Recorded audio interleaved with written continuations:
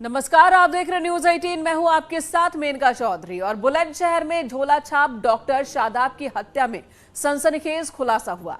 इस मर्डर को जिस खौफनाक अंदाज में अंजाम दिया गया, उसके पीछे एक बदला छिपा था। एक भाई का बदला दूसरे के भाई से। बुलंदशहर के गुलावटी इलाके में कल जिस हत्याकांड ने पुलिस महकमे में हड़कंप मचा दिया था, उसके आरोपियों को तो पुलिस अभी गिरफ्तार नहीं कर सकी है, लेकिन पुलिस की थ्योरी जो सामने आई है उसने सभी को चौंका दिया है। आपको इस खबर को सिलसिलेवार तरीके से बताएंगे। इससे पहले आपको एक बार फिर बता दें, बुलंदशहर में कल एक दो नहीं कई राउंड गोलियां चली थी। 12 गोली लगी थी एक शख्स को और उसकी मौत हो गई थी मौके पर। बाद में बताया जा रहा था कि वो पेशे से खुद को डॉक्टर बताता था। अब इस मामले का पुलिस ने खुलासा कर दिया है और जो खुलासा पुलिस ने किया है वो बहुत ही हैरान करने वाला है। हालांकि अभी तक हत्यारे गिरफ्त से बाहर है, लेकिन थ्योरी सामने आई है। हमारी टीम बहुत करीब है, बहुत जल्द ही हम अभियुक्तों को गिरफ्तार कर लेंगे। काफ़ी जानकारी उनके पास है और इसके अलावा भी अगर किसी की इसमें साजिश और लोगों के सम्मिलित होने की बात आती है तो उनकी भी गिरफ्तारी सुनिश्चित की जाएगी। और आपको अब ये खबर सिलसिलेवार तरीके से बताते हैं, लेकिन पहले बताते हैं कि कल क्या हुआ था, कैसे इस खौफनाक वारदात को अंजाम दिया गया। इस हत्याकांड से इलाके में दहशत फैल गई। गोलियों की आवाज जिसने भी सुनी दहल उठा। इस मामले में पुलिस के हाथ अभी तक खाली हैं। थ्योरी जरूर पुलिस ने सामने रखी है। हत्या की वजह का पता चल चुका है पुलिस को। हत्यारा हालांकि अभी भी गिरफ्त से बाहर है। 3 तस्वीरें आपके सामने। कल हत्या हुई थी, ताबड़तोड़ फायरिंग हुई थी, गोलियां दागी गई थी। एक दो नहीं बल्कि दर्जनों गोलियां। 6 गोली लगी थी इस शख्स को, जिसकी तस्वीर आप देख रहे हैं बीच वाले स्क्रीन पर। विंडो में इस शख्स को गोली लगी और इसकी मौके पर ही मौत हो गई। और हत्यारे की तलाश अब भी चल रही है। पुलिस छानबीन में जुटी है।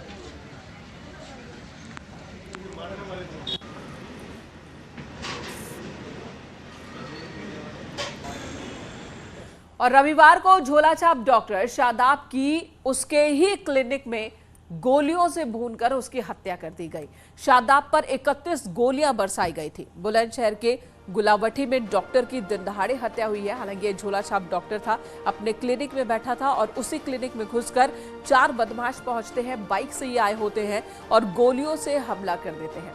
लगातार फायरिंग करते हैं, 31 गोलियां चलाते हैं। डॉक्टर शादाब पर 31 गोलियां बरसाई जाती है। हालांकि 6 गोली शादाब को लगी, जिसकी वजह से शादाब की जान चली गई। पुलिस उसके बाद से ही तलाश में थी कि आखिर वजह क्या रही कि इस तरीके से उसे मौत के घाट उतारा गया। और ये 2 स्कूटी पे 4 लोग आए हैं। आने के बाद इन्होंने अंदर क्लिनिक में प्रवेश किया। आसपास के लोगों को लगा कि कोई पेशेंट है जो दिखाने आया है। इसके बाद घटना करके स्कूटी से आगे निकल गए और फिर रास्ते में इन्होंने एक कार का सहारा लिया और उस कार से बाहर भाग गए। और जब पुलिस ने शादाब के क्लिनिक में मिले कारतूस के खाली खोखे कब्जे में लिए, उनकी जांच की तो इस खौफनाक बदले की कड़ी जुड़ती चली गई। सबसे पहले पुलिस पहुंचती है मौका वारदात पर और वहां पर 31 खाली कारतूस पुलिस को मिलते हैं। सभी खोखों को पुलिस अपने कब्जे में ले लेती है। खाली कारतूस ने बदले का खौफनाक राज वो खोलकर रख दिया। कैसे, ये भी हम आपको बताएंगे। डॉक्टर पर 31 गोलियां बरसाई गई थी, जिसके खाली खोखे उसी क्लिनिक में गिरे हुए थे, जो पुलिस ने अपने कब्जे में ले लिया। और इस मुद्दे पर एसएसपी का क्या कहना है वो भी आपको सुनाते हैं। अधिक गोली चलाने की आवश्यकता नहीं थी और बहुत संभव था कि 1 या 2 गोली में ही उसकी मृत्यु हो जाती। वाइटल पार्ट्स पे गोलियां लगी थी। लेकिन जिस तरह से इरफान की हत्या हुई थी, उसके 31 टुकड़े शरीर के किए गए थे, जो हापुड़ जनपद में घटना हुई थी। तो ऐसा प्रतीत होता है कि चूंकि 31 टुकड़ों में शरीर को काटा गया था अभियुक्त राकिब के द्वारा, जो कल का मृतक है इसके छोटे भाई के द्वारा, तो संभवतः उसी प्रतिशोध में इन्हें लगा होगा कि हम भी उतने ही चोट इसको पहुंचाएं और इसलिए आवश्यकता से अधिक गोली उसके ऊपर चलाई गई। तो सुना आपने, जान तो 1-2 गोलियों में ही चली जाती, लेकिन 31 गोलियां बरसाई गई। और इसके पीछे की वजह क्या रही? कल ही ये बात सामने आ गई थी कि जिस शख्स की मौत हुई है उसके भाई पर किसी तीसरे शख्स की हत्या के आरोप है। उसी गुत्थी को पुलिस ने सुलझाया। दरअसल 18 मार्च को हापुड़ में हाफिज नगर में कुराना गांव के पास इरफान नाम के एक शख्स की हत्या कर दी गई थी, जिसके 31 टुकड़े करके उसके शव को दफना दिया गया था। 18 मार्च को यह वारदात हुई थी, इरफान की हत्या हुई थी और उसके शव के 31 टुकड़े किए गए थे। हापुड़ के हाफिज नगर में इस वारदात को अंजाम दिया था बदमाशों ने। इरफान के 31 टुकड़े किए गए थे और इन टुकड़ों को बदमाशों ने दफना दिया था, 31 टुकड़ों को। इस मामले में पुलिस डॉक्टर शादाब के भाई को पुलिस ने गिरफ्तार किया था। जी हां, डॉक्टर शादाब के भाई पर उस हत्या का इल्जाम है, आरोप है और इसी का बदला लेने के लिए डॉक्टर शादाब के ऊपर 31 गोलियां बरसाई बदमाशों ने। इरफान की हत्या को जिस बेरहमी से अंजाम दिया गया, उसके 4 भाई उसी अंदाज में आरोपियों से अब बदला चाहते थे, लेकिन मुख्य आरोपी डासना जेल में बंद है। तो फिर इन लोगों ने शादाब से ही बदला लेने की ठान ली और उसके क्लिनिक पहुंचते हैं, गोलियों से उसे छलनी कर देते हैं। जी हाँ, तो इरफान की हत्या का बदला जो मुख्य आरोपी है, जो जेल में बंद है, उसके भाई शादाब से लिया गया। इरफान के भाई की उसी अंदाज में हत्या करना चाहते थे बदमाश।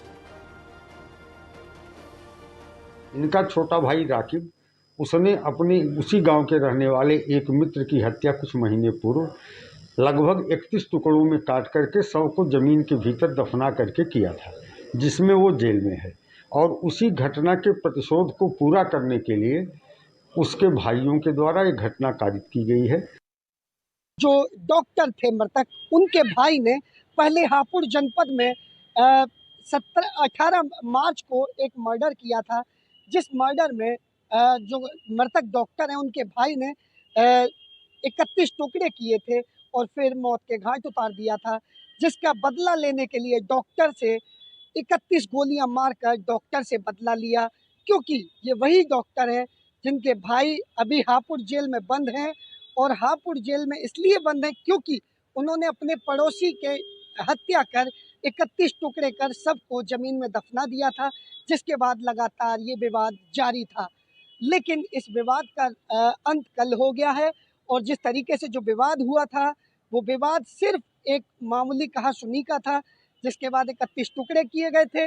लेकिन फिर आरोपियों ने बदला लेने के लिए डॉक्टर की हत्या कर दी।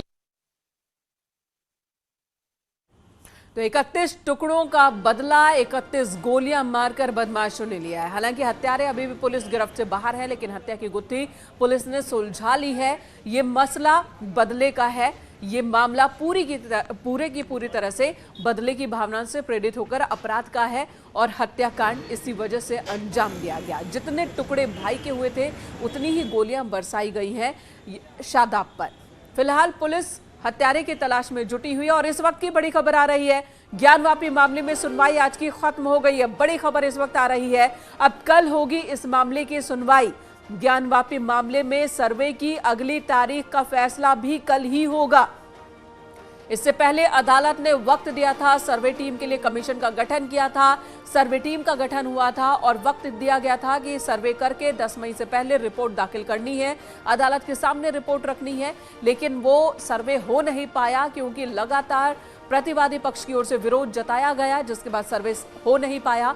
अब ये मामला एक बार फिर से अदालत में है।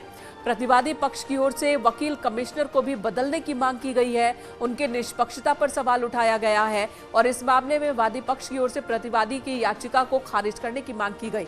लेकिन अब आज की सुनवाई पूरी हो गई है, अगली तारीख कब है सर्वे की, ये फैसला नहीं हो पाया है। ये फैसला कल होगा। वकील कमिश्नर को लेकर अदालत में क्या बात हुई, ये भी हम आपको बताएंगे। लेकिन अभी तक की जो बड़ी खबर है कि आज की सुनवाई पूरी हो चुकी है। अब कल इस मामले पर अगली सुनवाई होगी और कल ही तय होगा कि क्या वकील कमिश्नर बदले जाते हैं, नहीं बदले जाते हैं, उस याचिका पर अदालत का क्या फैसला है। और दूसरी तरफ सर्वे अब कब शुरू होगा, एक बार फिर से उस पर भी तारीख कल ही आ सकती है। उपेंद्र द्विवेदी हमारे सहयोगी इस वक्त हमारे साथ मौजूद है। उपेंद्र, अदालत में आज क्या हुआ, आज की सुनवाई पूरी हो चुकी है, किस किस तरह की दलील दोनों पक्षों की ओर से रखी गई? देखिए, आज वकील कमिश्नर ने अपनी बात रखी थी, उन्होंने अपना पक्ष रखा था कि वो जो भी कार्रवाई कर रहे हैं निष्पक्ष कर रहे हैं, वो किसी भी वादी या प्रतिवादी के फेवर में कार्रवाई नहीं कर रहे हैं। इसके अलावा जो हिंदू पक्ष था उसने भी बात रखी कि वो वकील कमिश्नर की कार्रवाई से संतुष्ट है। तो इस पर तमाम सारी बहस हुई, दलील दी गई जो अपील की गई थी, और उसके बाद अदालत ने इसमें कल यानी 10 मई की तारीख मुकर्रर की है। अब कल 10 मई की तारीख में सुनवाई के दौरान ये तय होगा कि वकील कमिश्नर रहेंगे या वकील कमिश्नर बदले जाएंगे तो कौन नया वकील कमिश्नर होगा, और नया वकील कमिश्नर कब से फिर नया सर्वे करेगा, सर्वे होगा या नहीं, ये तमाम सारी बातें, और सर्वे क्या अंदर होगा, ये तमाम सारी बातें 10 मई यानी कल तय हो पाएंगी। लेकिन आज की जो सुनवाई हुई, आज की सुनवाई में जो बहस हुई वो केवल वकील कमिश्नर की भूमिका को लेकर हुई, ना कि ज्ञानवापी के अंदर सर्वे को लेकर। तो अभी पहला मसला जो है वकील कमिश्नर को लेकर है, जिसको लेकर आज बहस हुई, और कल उम्मीद जताई जा रही है कि कल अदालत अपना फैसला सुना सकती है। आज इसमें दोनों पक्षों को सुन उपेंद्र, लिया है। आखिर वकील कमिश्नर अजय मिश्रा की निष्पक्षता पर सवाल क्यों, क्या दलील रखी गई प्रतिवादी पक्ष की ओर से? देखिए, वकील कमिश्नर की तो उन्होंने कहा कि वकील कमिश्नर एक पक्षी कार्रवाई कर रहे हैं, उनकी जो वो कह रहे हैं उनकी बात सुन रहे हैं, हमारी बात नहीं सुन रहे हैं। तमाम सारे मुद्दे थे, तमाम सारे जो है इनको तर्क थे कि वकील कमिश्नर, लेकिन वकील कमिश्नर की जिम्मेदारी तो यही थी कि वहां पर जो भी दिखे कैमरे में कैद करें और नोट डाउन करें। फिर इसमें पक्ष निष्पक्ष की क्या बात आती है? आंखों के सामने जो है बस वो नोट डाउन करना है और उसी को रिकॉर्ड करना है। बिल्कुल, देखिए यही वकील कमिश्नर ने भी अपना पक्ष रखा कि वो केवल जो देख रहे हैं, सुन रहे हैं, उसको नोट डाउन कर रहे हैं और उसकी वीडियोग्राफी करा रहे हैं। क्योंकि कोर्ट कमिश्नर ने कोई जवाब नहीं दिया, कोई जवाब नहीं दिया। वादी पक्ष ने, अधिवक्ता ने जवाब दिया है, वो अपना लिखित दिया है, उसका जवाब कल मिलेगा, उसका जवाब कल मिलेगा। आपने लिखित में कोई आपत्ति नहीं दिया, ना कोर्ट से जबानी आपत्ति किया। तो जवाब किसने दिया? वादी पक्ष ने? वादी पक्ष ने जवाब दिया। क्या जवाब? वादी पक्ष ने उन्होंने कमिश्नर को कहा कि वो सही है। तो आपके 56 पे बहस हुई या सुनवाई? अभी नहीं हुई। अब ऑब्जेक्शन हम देंगे, कल हमको मौका मिलेगा तब कहेंगे। अब रिजॉइंडर आ जाएगा, कल सुनवाई होगी। कल हम कहेंगे। आपत्ति सिर्फ वादी पक्ष उनका जवाब आया बस, और उस पे आप लोग कल अब जवाब देंगे? जब हमको मौका मिलेगा हम जवाब देंगे, हमको मौका मिलेगा। आगे बढ़ा जाए, कल की डेट कल के लिए बहस जो है सारे आपत्ति पे सारे दोनों सभी पक्षों ने, माननीय डीजीसी महोदय ने भी अपना पक्ष रखा है और कमिश्नर साहब ने भी रखा है, और कल की तिथि निश्चित है। कहा यह जा रहा है कमिश्नर साहब ने कोई आपत्ति को जवाब नहीं दिया। क्या 56 पे जो होना था उन्होंने ओरल अपना जवाब दे दिया है। अच्छा, और आपने लिखित में दिया है जवाब? हम लोगों ने लिखित दाखिल किया है। हम लोगों ने भाई कहा है कि हमें कोई ऑब्जेक्शन नहीं है, हमें कोई आपत्ति नहीं है कि जो माननीय कमिश्नर को बदला जाए। जब अभी कार्रवाई हुई नहीं तो आप आगे कैसे सोच रहे हैं कि जो निष्पक्ष नहीं है कमिश्नर? बिना कार्रवाई के हमने पक्ष को तो इतराज था नहीं कमिश्नर के, तो वादी तो हम तो भाई हमें कोई इतराज नहीं है। तो प्रतिवादी पक्ष ने जवाब लगाया था। प्रतिवादी पक्ष तो अपना जवाब लगा। कमिश्नर बदला जाए आप चाहते हैं? नहीं, हम लोग नहीं चाहते हैं। हमारा काम है, हम लोगों का विचार ये है, हमारा मूल उद्देश्य है कि कमीशन सुचारू रूप से, सही ढंग से और ईमानदारी से होता रहे, समय उसमें नष्ट न हो। वीडियोग्राफी वाले इशू पर कोर्ट का क्या व्यू बना, जबकि उसी को मूल मुद्दा बना रहा विपक्ष? वीडियोग्राफी तो आदेश है, उसमें क्या कोई इसमें परिवर्तन होना नहीं, माननीय न्यायालय का आदेश है वीडियोग्राफी। अब ये जो कोर्ट में सबमिट करना हो रहा था वीडियोग्राफी, वो कल सबमिट होगा? नहीं, अभी कभी कहाँ भी कार्रवाई हुई नहीं है तो कहाँ से होगा? अभी कुछ नहीं। अब आगे कल डेट पड़ जाएगा। अभी आगे कल जो है डेट पड़ेगा। शिकायत की कि आप लोगों को अंदर नहीं घुसने दिया गया। बिल्कुल बिल्कुल, वो बिल्कुल भाई शिकायत क्या, जो है जो सही चीज कमिश्नर साहब ने किया है कि भाई हम लोग को प्रवेश नहीं होने दिया गया। इस पर कोर्ट ने क्या कहा? कोर्ट अब अपना आदेश करेगा, निर्णय लेगा। कोर्ट अपना सारे पक्षों को सुन चुका है, उसके बाद अपना निर्णय कोर्ट लेगा। कल क्या तारीख पड़ी है? कल तारीख पड़ी है, कल सुनवाई होगी। हाँ, कल इसी पे फिर बात होगी। सुभाष नंदन चतुर्वेदी, वादी पक्ष अधिवक्ता।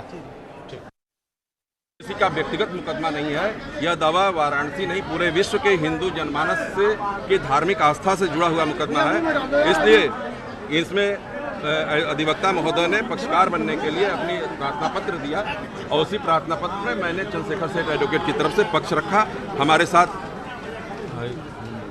विजय कुमार सिंह और ब्रजेश कुमार एडवोकेट और ये चंद्रशेखर सेठ, आपने क्या आर.के. सिंह, एक्चुअल पोजीशन ये हम लोगों ने पक्ष ये रखा कि हम जो है कि आया जाता है तो हमारे पास ऐसे तथ्य हैं कि मैं न्यायालय के सामने उसको प्रोड्यूस करूंगा और माननीय न्यायालय को at the time of final hearing of the case न्यायालय को न्याय करने में मदद मिलेगी।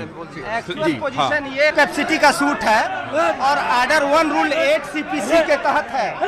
इसको बिना लोक विज्ञापन के वापस नहीं लिया जा सकता है। तो 2-4 लोग इस केस को वापस लेके एक राजनीतिक लाभ लेना चाहते हैं। तो इस संदर्भ में इस संदर्भ में 110 की एप्लीकेशन पड़ी है कि नहीं, जो और लोग भी हितग्राही हैं वो अपना पक्ष रखें। सुना आपने पक्ष और विपक्ष, वादी प्रतिवादी दोनों तरफ के वकीलों की बात आपने सुनी। आज जो कोर्ट में सुनवाई हुई है, वकील कमिश्नर के मुद्दे पर यह सुनवाई हुई है। प्रतिवादी पक्ष की ओर से याचिका दाखिल की गई थी वकील कमिश्नर की निष्पक्षता पर सवाल उठाते हुए कि उन्हें बदल दिया जाए। आज वादी पक्ष ने लिखित तौर पर अपना जवाब दाखिल किया है, जिसमें वादी पक्ष ने लिखा कि वो वकील कमिश्नर नहीं बदलना चाहते। वकील कमिश्नर की जो भूमिका है उसमें निष्पक्षता और पक्षता का कोई मसला आता नहीं है। अब कल की तारीख तय हुई है सुनवाई के लिए। उपेंद्र हमारे साथ मौजूद है।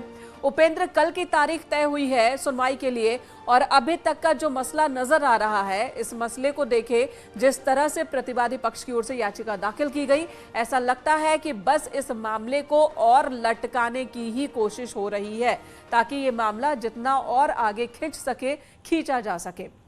अगली खबर का रुख कर लेते हैं। यूपी में निवेशकों के लिए बड़ा कार्यक्रम। 3 जून को तीसरी ग्राउंड ब्रेकिंग सेरेमनी है। पीएम मोदी भी कार्यक्रम में शामिल हो सकते हैं। कई बड़े उद्योगपति भी हिस्सा लेंगे। 70,000 करोड़ के निवेश का प्रस्ताव संभव है। 1500 नई परियोजनाओं की शुरुआत भी संभव है।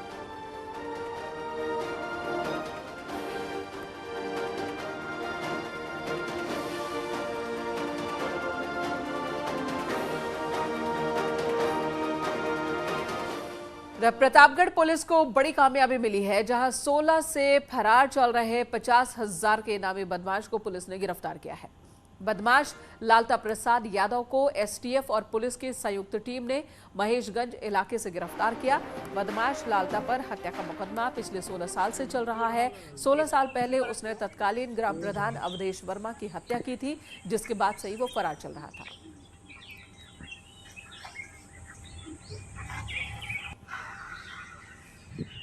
एसटीएफ और महेशगंज पुलिस ने संयुक्त रूप से गिरफ्तार किया है, जो हत्या का अभियुक्त था और उस पर 50,000 रुपये के इनाम घोषित था।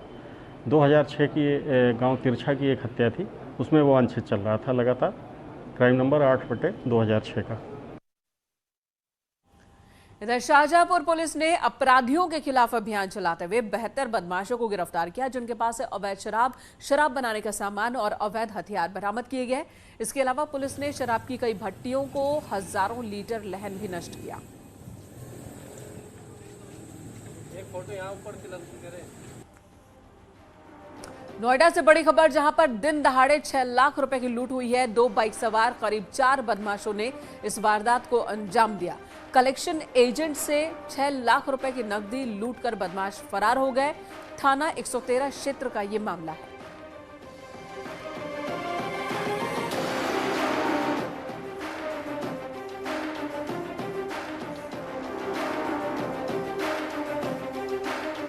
इधर आज बरेली और मुरादाबाद रेलवे स्टेशन को बम से उड़ाने की धमकी भरा पत्र मिलने के बाद हड़कंप मच गया।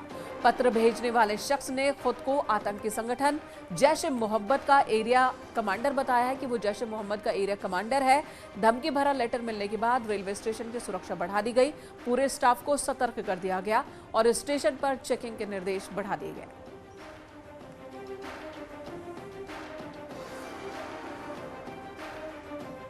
स्टेशनों को उड़ाने की धमकी दी गई है।